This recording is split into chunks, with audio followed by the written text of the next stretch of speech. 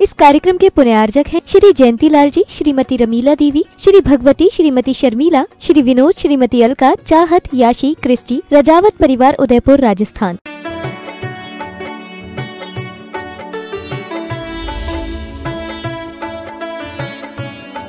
उनको भी वृषभाचल पर्वत पर अपना नाम लिखने की जगह नहीं मिली।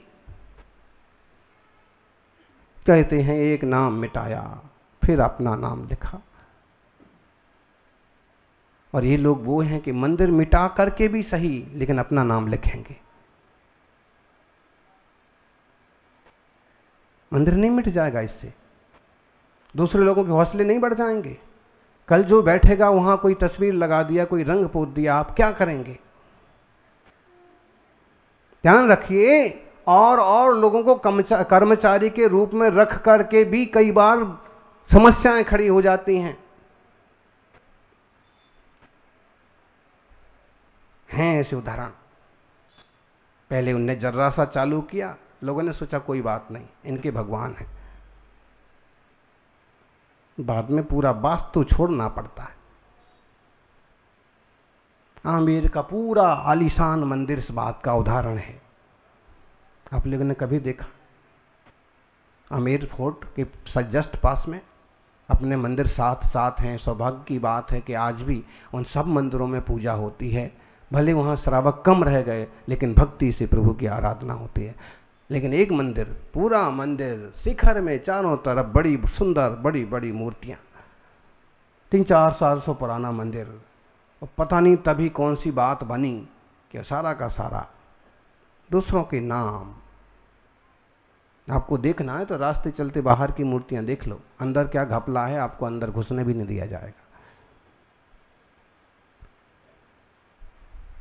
इन भाई साहब को भेजो वहां के प्रधान बन जाओ, वहां बिठाओ सरकारी कर्मचारी, वो भी हमारा मंदिर है।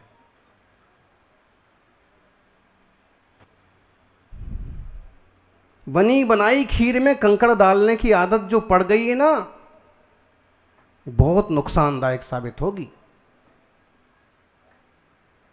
मैं ना खाऊंगा तो तुझे भी नहीं खाने दूंगा। अरे भाई, किसी भाई का तो पेट भरने दो, तुम तो खा ही रहे हो इतने सालों से।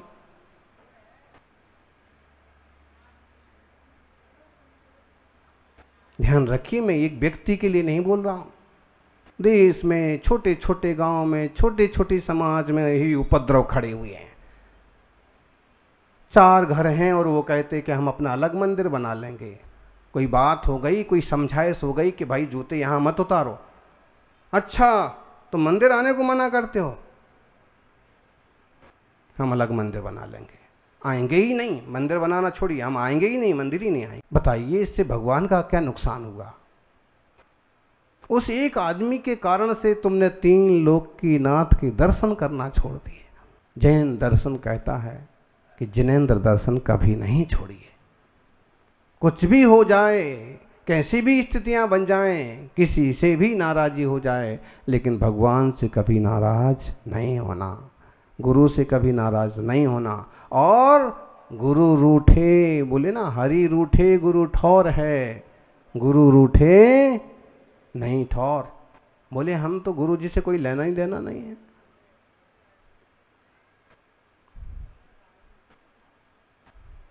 भाई तुम्हें किससे लेना देना है? गुरु जी से, प्रभु जी से नहीं लेना देना है, गुरु जी से नहीं लेना, अपनी आत्मा से तो लेना देना है ना। तो अपनी आत्मा की थोड़ी दया कर लो।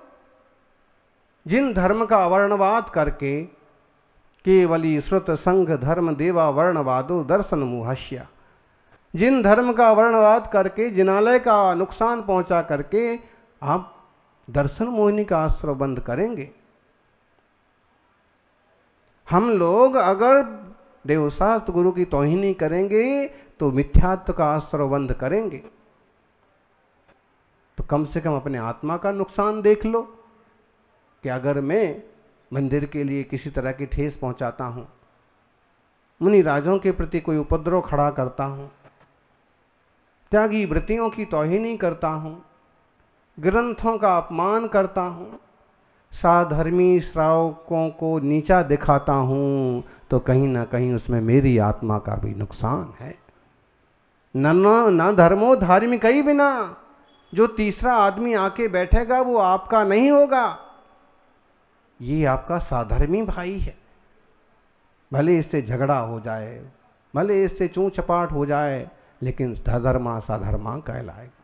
किसी के अपने 4 बेटे बेटियां हैं, कोई एक आध होगा, और वो भी पुराने जमाने का आदमी होगा, 30 साल पहले का, 40 साल 50 साल। लेकिन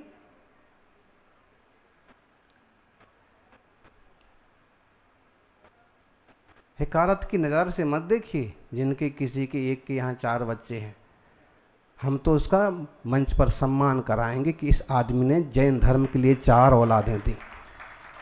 4 में से अगर 2 भी मंदिर जाएंगी तो भी मंदिर में दर्शन करने वाले तो बने रहेंगे। और ये तुम्हारी एक ही बंदर पैदा हो गया और उछल करके और विदेश चला गया तो दर्शन करने वाला एक ही नहीं बचेगा।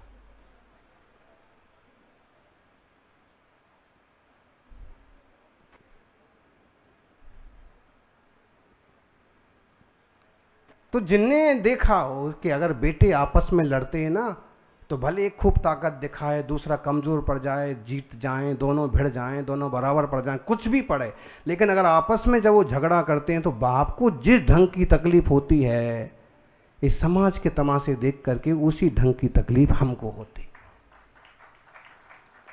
गुरु को होती है। कि बताइए, बीतरा गहे समय अनिकांतमय जैन शासन, शादबाद वाला जैन शासन, जहाँ कीड़े मकोड़े को भी मारना खराब समझा जाता है, जहाँ पशु पंछियों का भी सम्मान किया जाता है, वहाँ एक श्रावक दूसरे श्रावक को कुछ नहीं समझता। मंदिरों के नाम पर ऐसे बखेड़े करते। हाँ, हम दूसरों की क्या बात करें, हमारे लोग ही किसी और को मंदिर और संपत्तियां सौंपने को पिले पड़े हैं। ऐसा हो रहा है। वो मंदिर की जगह थी और अमुक अमुक ने अपने किसी शागिर्द को, किसी नौकर को कर ले, मंदिर की है, कौन देख रहा, किसी तीसरे आदमी को। और कल वो तीसरे आदमी को जब उसकी सही कीमत समझ में आई, कल जब उसकी पावर बनी, तो जिसने करवाया था ना, उसको भी धाता दिखाता है, तुमसे क्या लेना देना, हम मैं कर रहा हूँ। 50 लाख रुपए कमाते हैं लोग, दूसरे लोग जैनों संपत्तियों पर। पहले जैनों की सह में आके अपने घर में आग लगवाने का काम ही कौन करते हैं? ऐसे छिछले लोग कैसे पैदा हो गए इस गंभीर शासन में? हमें मालूम है 2-4 नाम हम गिना दें, लेकिन नाम गिना से समस्याएं भी हैं। बिना मतलब के हमारे नाम से बखेड़ा कर देंगे।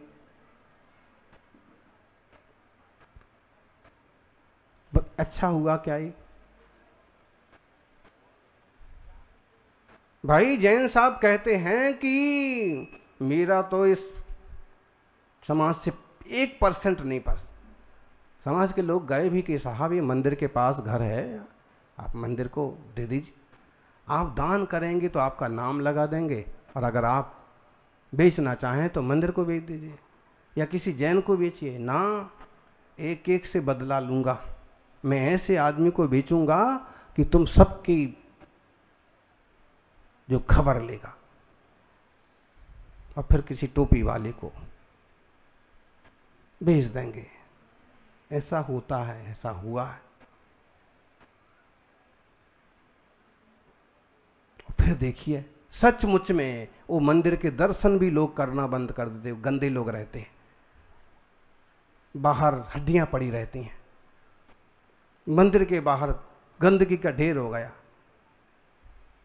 उसे आप जैन कहेंगे जिसने अपने ऐसा किया किसी एक से बदला लेने के लिए, और मंदिर के साथ और समाज के साथ ऐसा किया, या समाज से बदला लेने के लिए। ये सब क्षमा पर प्रवचन हो रहा है, आप ये समझ लीजिए। पूरी बातें क्रोध वाली आ रही हैं ना, कि आदमी क्रोध में, कसाय में क्या क्या करता है। लेकिन अगर क्षमा स्वभाव को जान ले और प्रभु जैसी शांत मुद्रा को समझ ले, तो ये बखेड़े करना बंद कर दे। आगे सज्जन पूछने लगे, महाराज जी सूर्योदय के पहले अभिषेक हो सकता है क्या? पंडितों की कोई कमी नहीं है, आप जबरदस्ती बाहर से बुला रहे हो खर्च करके, यहां भी कोई कमी नहीं। पत्रिका में 6 बजे होगा अभिषेक लिख दिया है, और सूर्योदय होना है 6:08 पर। अब इस पंडित को समझाओ कि जैनी अगर 6 बजे लिखेगा, भारतीय अगर 6 बजे लिखेगा तो कार्यक्रम 6 बजे शुरू हो जाएगा क्या? सबसे पहली बात तो यही देख लो, 6 बजे लिखा है, प्रवचन महाराज जी का 8:30 बजे होता है, आप कितने बजे तक पहुंचते हैं? कुछ हैं सौभाग्यशाली जिन्हें गुरु से प्यार है, जिनवाणी से प्यार है कि आके पहले से बैठ जाते हैं, बैठ के जाप करेंगे तब तक गुरु महाराज आ जाएंगे। थोड़े से लोग हैं और निश्चित रूप से वो लोग अभिनंदन के पात्र हैं, लेकिन कई लोग तो अभी भी चले आ रहे हैं। तो 6 बजे लिखा तो 6 बजे हो ही जाएगा क्या? और हो जाएगा तो कौन सा पहाड़ पड़ जाएगा? भक्ति तो हो रही है, पूजा ही तो हो रही है, तैयारी करते करते 6-10 हो जाएंगे। पंडितों की कोई कमी नहीं है, टांग खिंचाई वालों की कोई कमी नहीं। ज्ञान तो उसे भी है, कहना ये चाहता है कि सूर्योदय के पहले नहीं करना, लेकिन हम आपको कहेंगे कि अगर आपको सूर्योदय के समय तक, सूर्योदय के पहले कहीं बाहर जाना है, अभिषेक का नियम है, तो आप पोंगा पंथियों की सलाह मत मानिए, अपनी अनुकूलता देखिए, जैसे ही पौ फट गई अपनी भक्ति पूजा अभिषेक करो, रवाना हो जाओ। कम से कम वो पूजा, वो अभिषेक, वो भक्ति मत छोड़ो। और अगर उसके पीछे आप भोजन नहीं करते हो और वो नहीं किया तो आपका भोजन भी छूटेगा, भक्ति भी छूटेगी। इसलिए जो मूल मार्ग है कि सूर्योदय की बात करना, वो अपनी जगह ठीक है, लेकिन कभी आवश्यकता पड़ती है और कुछ ऊंचा नीचे होता है तो कोई पहाड़ नहीं गिर पड़ता है।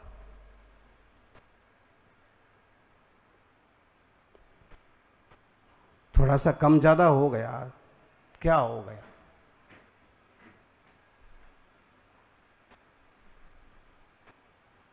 संभाल लीजिए, समझ लीजिए भाई आज इनको जल्दी जाना है, कोई बात नहीं, आज आप कर लो। फिर वो कहेगा नहीं आज मुझे बाहर जाना है इसलिए, तो अच्छा ठीक कर लो।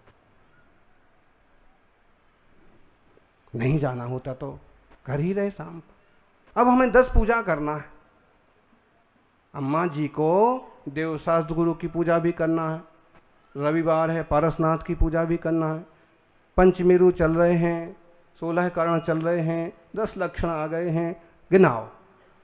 आचार्य महाराज सामने विराजमान है, ये और अमुक महाराज की तारीख है, अमुक भगवान का कल्याणक है, कितनी पूजा हो गई? अब ये सब करना है। साथ में इंद्रध्वज महामंडल विधान भी करना है। अब आप क्या करेंगे? और बोले समय तो बस यही है सुबह वाला थोड़ा सा, फिर घर जाके खाना ही बनाना है, एक आसन भी करना है।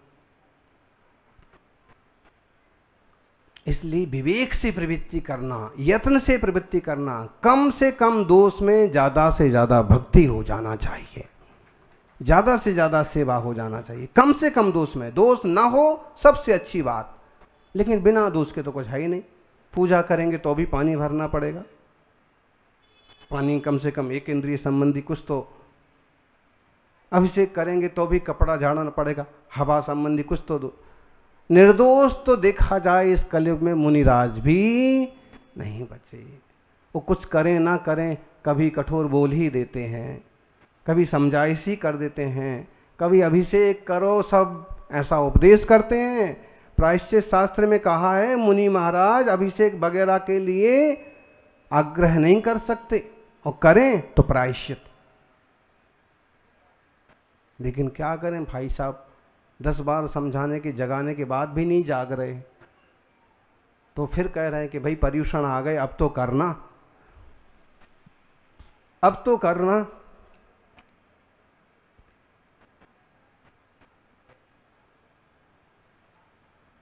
सज्जनों, हमारी इस ऊंची नीची कठोर बातें भी आप सुन रहे हैं, लेकिन इसके पीछे का भावार्थ समझना और उन लोगों को समझाना।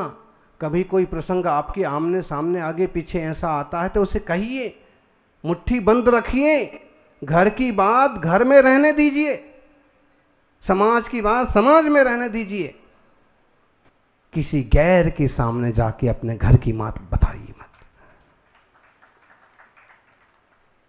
दो भाई हैं, आपस में चूं चपाटा हो जाता है। चार भाई हैं, परिवार है, चार बर्तन हैं, बजते हैं, लेकिन मोहल्ले में सड़क पर रख के बजाते हैं क्या? फिर सड़क पर खड़े होकर लड़ते हैं क्या? एकदम बेशर्म होंगे तो भले सड़क पर लड़ें। जरा सी भी माँ बाप की लिहाज होगा, समाज का लिहाज होगा तो घर में ऊंचा नीचा हो जाएगा। बहुएं समझदार होंगी तो संभाल लेंगी, कोई बड़ा होगा समझदार तो संभाल लेगा कि कोई बात नहीं, तुम लोग ऐसे लड़ते हो, भाई भाई होके लड़ते हो, संभाल लेंगे, थोड़ा टाइम लगेगा, रिलैक्स हो जाएंगे। दूसरों को तो मत देखो, वही समाज के बारे में। आपका 200 घर का समाज ही आपका समाज है, दिल्ली में आपका 10,000 घर का समाज ही जैनों का आपका समाज है। इसकी बाहर किसी गैर के सामने नहीं जाना चाहिए, नहीं तो खेल बनाते। कल एक वकील साहब आए जो जैन नहीं थे, आप भी सुन रहे थे उनको, वो कितने अच्छे से भी पेश करें, लेकिन कचास तो मालूम पढ़ ही रही थी, और आपको पढ़े ना पढ़े हमें पढ़ रही थी कि पूरे दम से बात नहीं कह देना चाहते हैं। क्यों? वो इसमें पैदा ही नहीं हुए, उन्हें गंभीरता से पूर्ण श्रद्धा से समर्पण नहीं है कि गिरनार हमारा है, नेमिनाथ हमारे हैं। इसलिए जैन तीर्थों की जब बात आती है तो किसी गंभीर जैनी श्रावक को ही एडवोकेट के रूप में खड़ा करना चाहिए, जो उस टाइप की समझ रखता हो, उस टाइप की डिग्री रखता हो, उस टाइप की पावर रखता हो और धर्म के लिए समर्पित हो।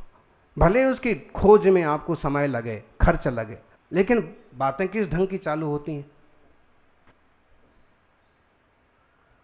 तो श्रावकों का कर्तव्य बनता है कि वे इस तरह से लोगों को लें, समझ करके लें, जिनमें धर्म बुद्धि हो, आस्था हो, प्रेम हो और थोड़े से नियम संयम हो। इतना सा भी नियम नहीं पाल पाए कि पर्यूषण के दिन है, रात में नहीं खाएंगे, मंदिर में ही रहना है भाई, हम रात को नहीं खाएंगे। दबाव किसी पर मत डालिए, लेकिन लोगों को उत्साहित करें, समझाएं कि भाई ऐसा माहौल है, यहाँ जूता पहन के मत आइए। लोग अनाड़ी थोड़ी हैं, वो भी समझते हैं। निश्चित रूप से आज कुछ ज़्यादा बातें कह दी हैं, फिर भी कुछ बुरा मत लगाइए। इतना ज़रूर है कि समझ जाइए, समझ जाइए और इस मंगलमय धर्म की मिठाई सारी दुनिया को बांटिए ताकि सबका कल्याण हो। जय बोलिए 24 तीर्थंकर भगवान की।